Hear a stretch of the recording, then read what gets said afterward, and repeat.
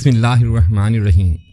رات کو برتن صاف نہ کرنے کے کیا نقصانات ہیں جو آپ کو اسلامی تعلیمات کی روشنی میں دیں گے، اور آپ کو یہ بھی بتائیں گے اس کے بارے میں حضرت علی رضی اللہ تعالی عنہ کا کیا فرمان ہے۔ اس کے بارے میں آپ کو آگے تفصیل سے بتائیں گے۔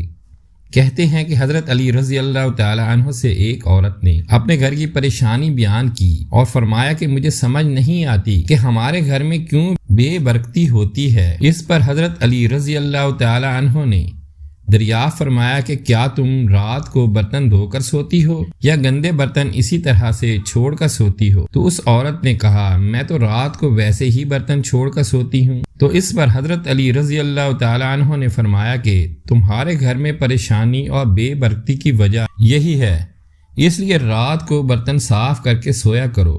اس بات سے معلوم ہوتا ہے کہ رات کو گندے برتن نہیں چھوڑنے چاہیے، اور اس بارے میں سائنس کا بھی یہی کہنا ہے کہ اگر برتنوں کو زیادہ دیر کے لیے گندے چھوڑ دیا جائے تو ان میں نقصان دہ قسم کی بیکٹیریا پیدا ہو جاتے ہیں جو کہ مختلف بیماریوں کا سبب بن سکتے ہیں۔